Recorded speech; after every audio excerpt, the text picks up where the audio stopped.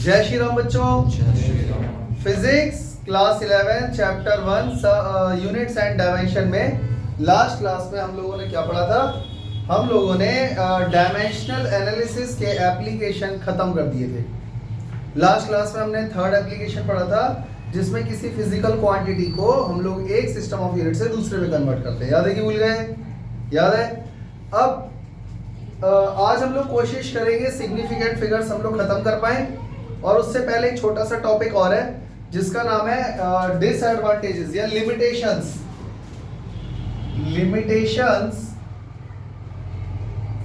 Of dimensional analysis. ये जो हमने एप्लीकेशन पढ़े ना डायमेंशनल एनालिसिस के, ये 100% पूरी तरह से कामगार नहीं है, पूरी तरह से सारे सही नहीं है, इसमें भी कुछ कमियां हैं, वो देख लेते हैं एक बार जल्दी से। बच्चों एक बात बताओ, जब हम वेरियस फिजिकल क्वांटिटीज में रिलेशन फाइंड करते थे तो याद करो डायरेक्टली प्रोपोर्शनल का साइन लगाते थे ना।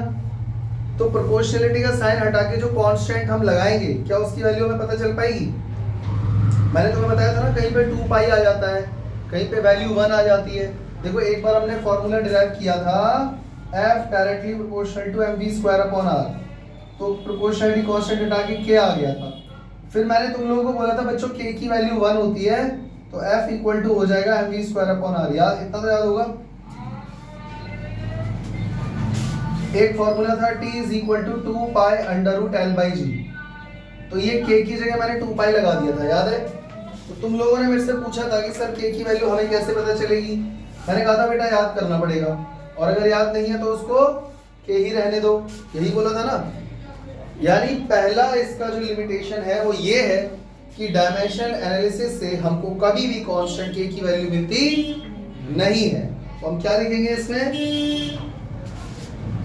This method does not give any information about constant के। ये इसका पहला लिमिटेशन हो गया, समझ में आया? दूसरा लिमिटेशन, इस तरीके की कोई और खामी तुम्हें इसमें नजर आई? जब हम लोगों ने सेकंड एप्लीकेशन पढ़ा था, जरा याद करो, जब मैंने कहा था कि बहुत deduce a physical relation between various physical quantities, बहुत सारी फिजिकल क्वांटिटी आपको दी हुई है और आपको सबको मिला के क्या बनानी है? एक इक्वेशन, याद है? तो ये सिस्टम सिर्फ तभी तक काम करता है जब फिजिकल क्वांटिटी 2 या 3 हो। अगर उससे ज्यादा हो गई तो ये सिस्टम काम नहीं कर पाएगा। मेरी बात समझ में आ गई या नहीं? तो हम क्या लिखेंगे? दिस डायमेंशनल, ये द कर दो इसको, the dimensional analysis fails when more than 3 physical quantities, more than 3 physical, एक second, when more than 3 physical quantities are involve. ठीक है, समझ में आ गया? तीसरा, जब बहुत सारी फिजिकल क्वांटिटीज का सम या डिफरेंस होता है तो वहां पर भी ये सिस्टम फेल हो जाता है, यानी कि it fails when A system of physical quantity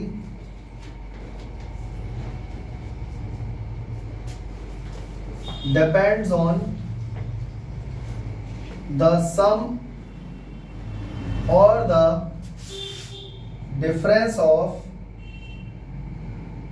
2 or more quantities।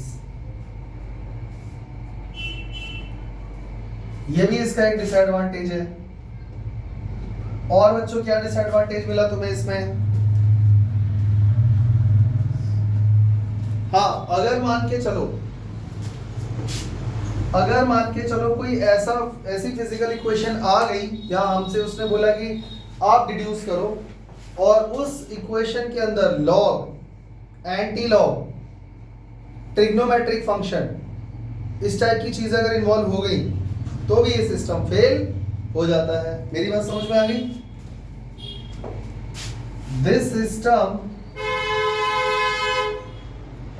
Also fails when a physical equation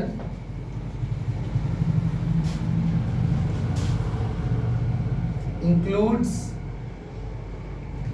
geometrical, trigonometric,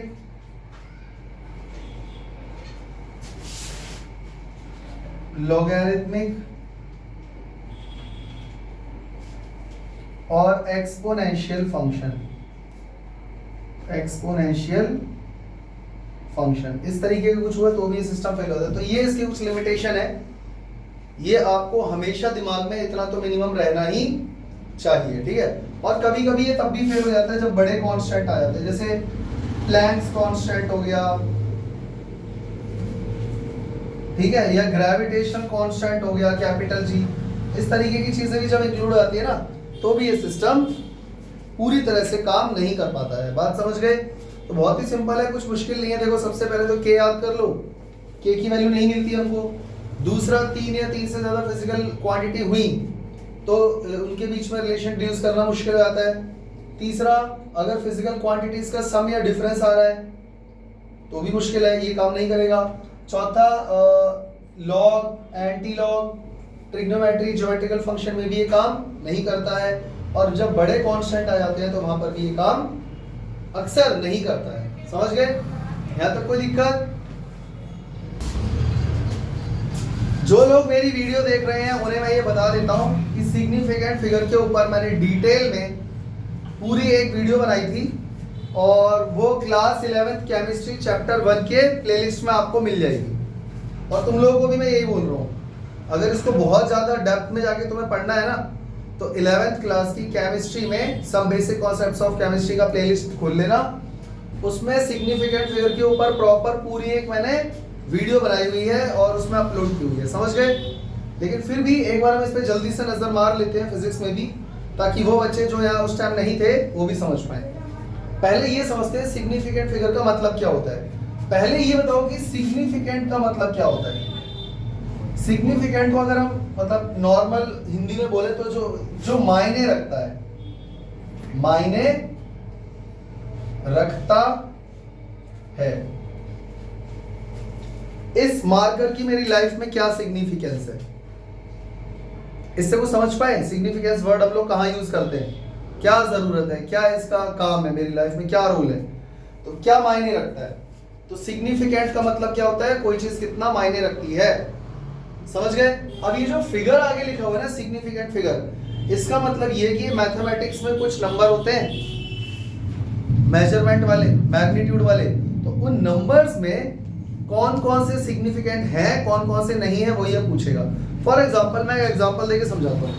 जैसे एक बच्चा बोला मेरी हाइट है 15.8 सेंटीमीटर। समझ गए? अब तुम बताओ बच्चों, 15 गलत हो सकता है? नहीं, 15 तो उसे सही नापा होगा, इतना तो पागल नहीं है वो। लेकिन ये जो 8 है इसके बारे में क्या विचार है? ये थोड़ा बहुत ऊपर नीचे हो सकता है, जरूरी नहीं है कि ये बिल्कुल सही हो। मेरी बात समझ में आ रही है?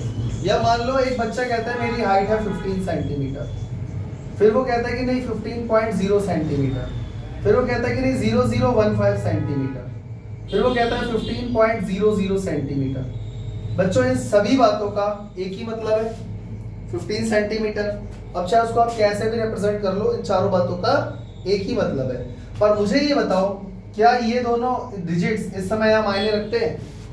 हाँ, ये वाले 2 डिजिट मायने रखते हैं? नहीं।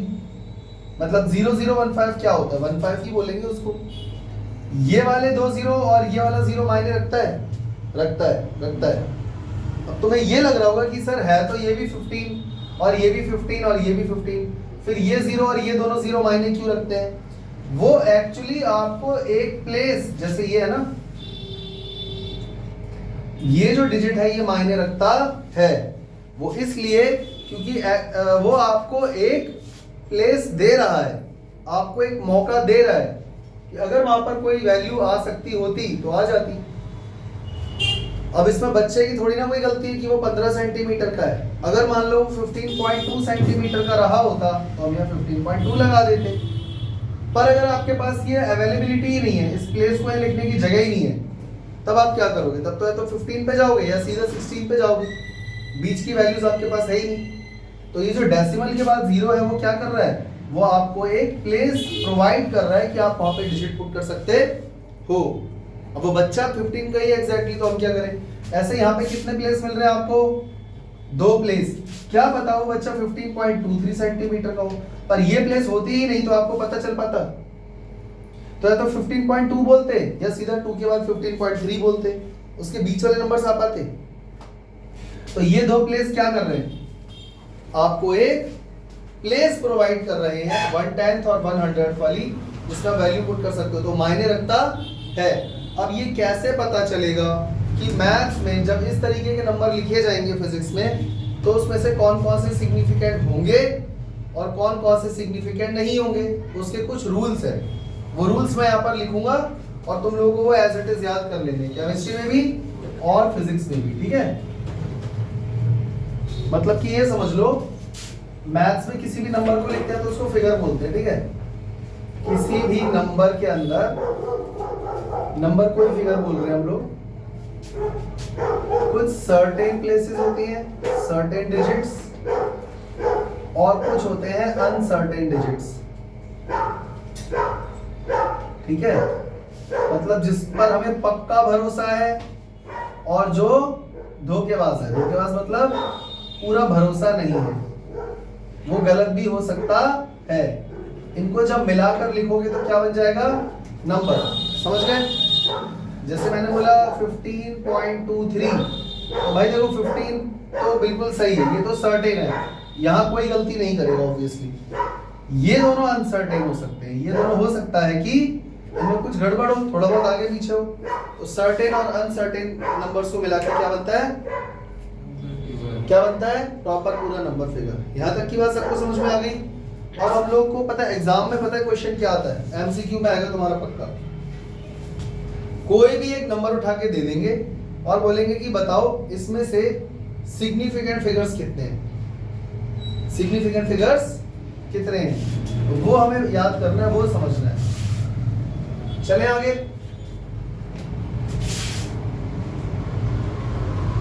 Rules to find significant figures.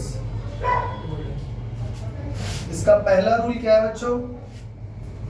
पहला रूल है all non zero digits are significant. All non zero digits are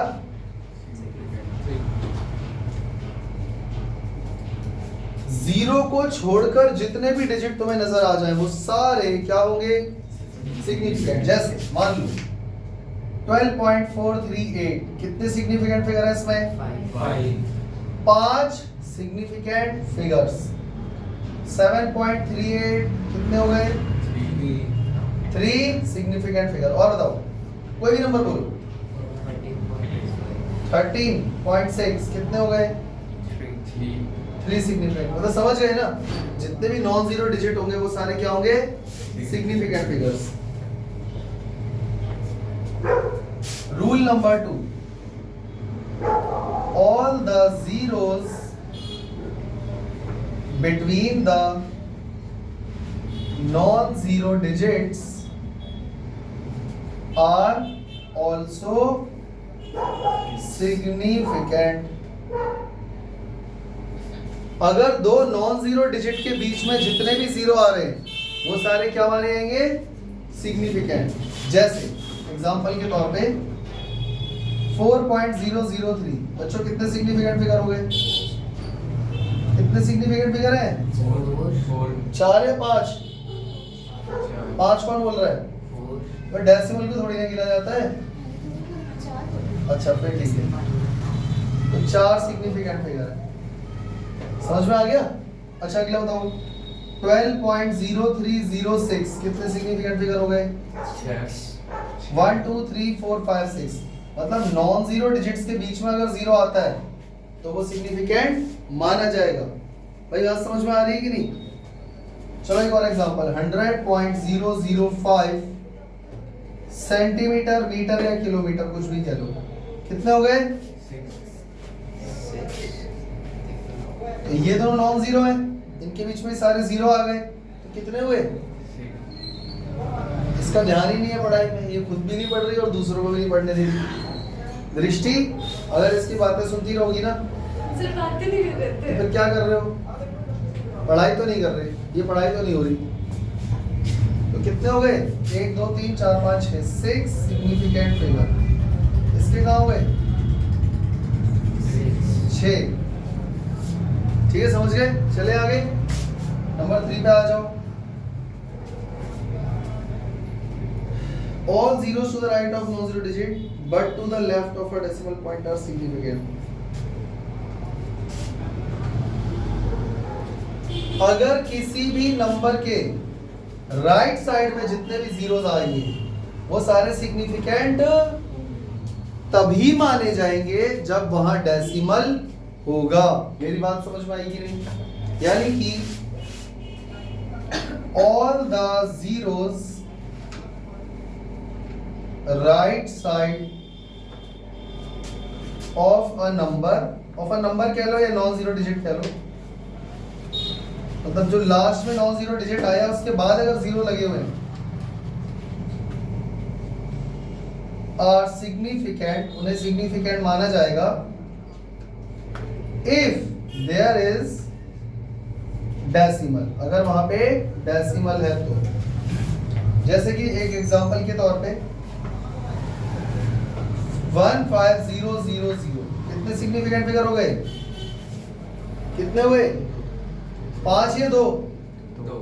2 significant figure. क्यों भैया?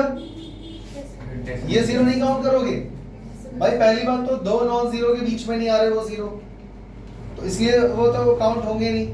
और इसने बोला कि डेसिमल होना चाहिए, डेसिमल तो है नहीं, तो इसका मतलब ये सिग्निफिकेंट फिगर काउंट नहीं होंगे। समझ में आ गया? अच्छा आप बताना जरा 1500.0 कितने हो गए? कितने हुए? 1 2 3 4 5 सिग्निफिकेंट फिगर हो गए।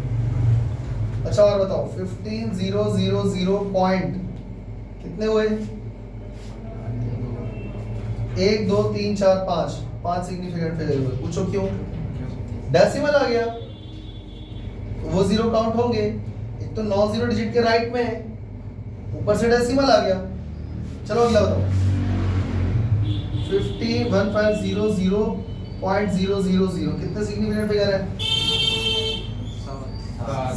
7। क्यों भाई? भैया डेसिमल आ गया ना और राइट साइड में है, तो ये सारे सिग्निफिकेंट फिगर माने जाएंगे। कोई दिक्कत? चले आगे। ठीक है, कितने हो गए? 3 रूल हो गए ना।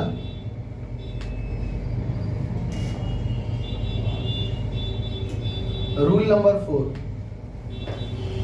All the zeros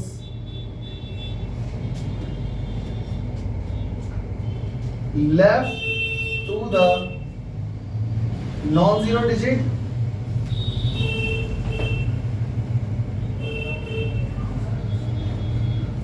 or the number are non-significant. इसका मतलब समझ में आया? अगर नंबर के नॉन जीरो डिजिट के लेफ्ट में जीरोस आते हैं तो वो सिग्निफिकेंट नहीं माने जाएंगे, चाहे वह डेसिमल हो या ना हो। चलो बताओ 0.0056 0.000123 0.00100240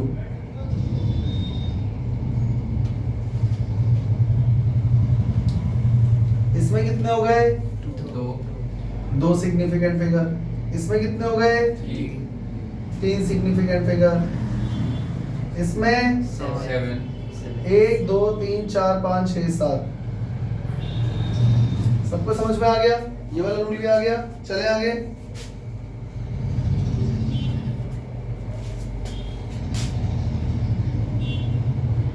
नंबर ऑफ मैं शॉर्ट में सिग्निफिकेंट फिगर को ऐसा लिख दे रहा हूं, ठीक है? तो number of significant figures does not depends on, ये डिपेंड नहीं करता किस पे? System of unit chosen. जैसे कोई बच्चा कहता है 16 सेंटीमीटर, कोई बच्चा कहता है कि इसी को 0 सेंटीमीटर से अगर मैं मीटर में जाऊंगा तो ये कितना हो जाएगा? 0.16 मीटर, 0.0016 हेक्टोमीटर या 0. हेक्टो से किलो में जाना ना, हाँ ठीक है, किलोमीटर। बच्चों कितने सिग्निफिकेंट फिगर हो गए? 2।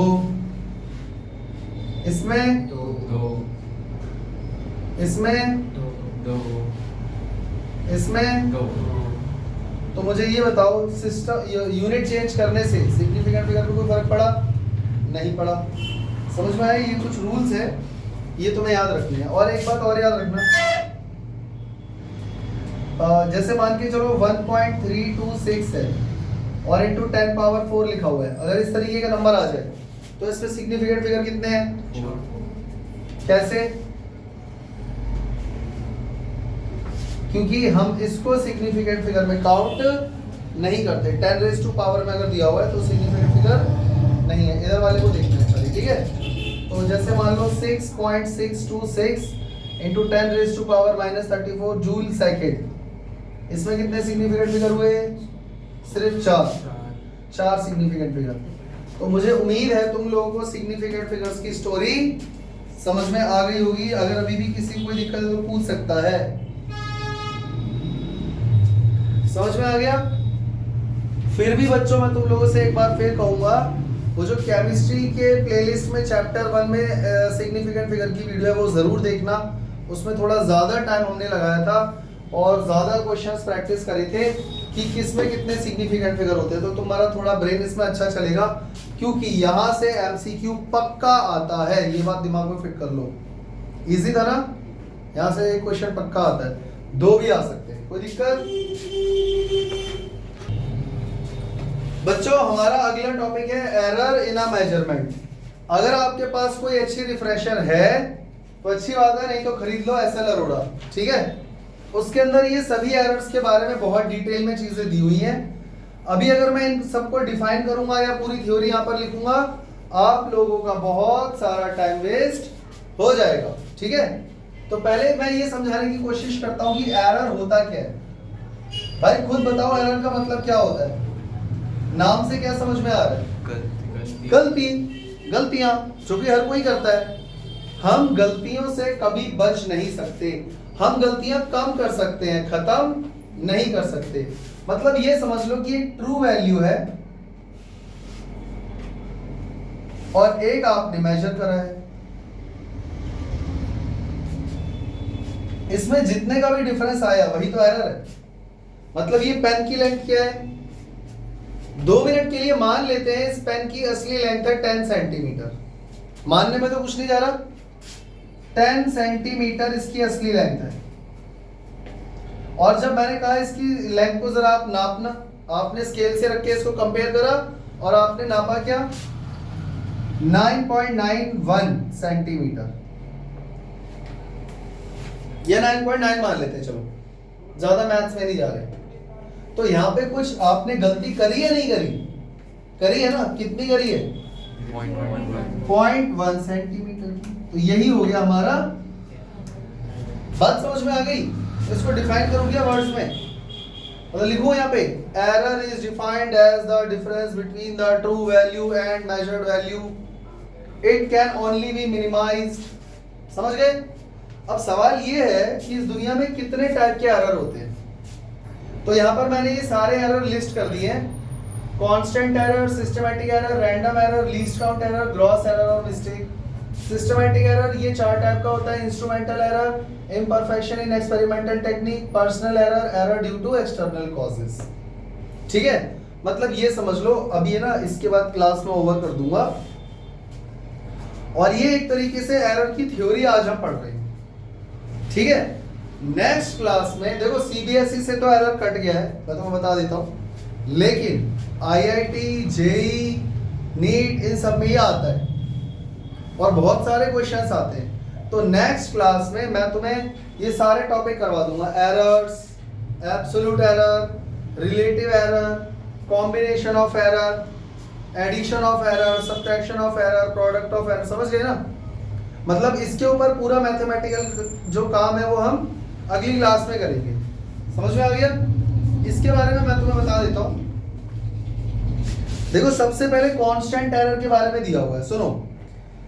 The error which affect each observation by the same amount are called the constant error. समझ में आया? सारी कैलकुलेशन में हर बार उतना ही एरर आ रहा है। ऐसा क्यों हो रहा है जरा सोचो। Such error are due to the faulty calibration of the scale of the measuring instrument. Such error can be eliminated by measuring the same physical quantity by number of different method apparatus and technique। बच्चों एक बात बताओ, मैं जिस scale से इस pen की length major कर रहा हूँ उस स्केल का कैलिब्रेशन ही गलत है, उसमें जो मार्किंग होती है ना वही गलत है पहले से। तो अब हर बच्चा सही भी नापेगा तब भी हर बार एक कांस्टेंट अमाउंट ऑफ, मतलब एक फिक्स एरर आना ही आना है। मान लो 2 मिलीमीटर की गलती है तो यहाँ पे 0.2 सेंटीमीटर की गलती आ जाएगी या नहीं आ जाएगी? और हर बच्चे से आएगी।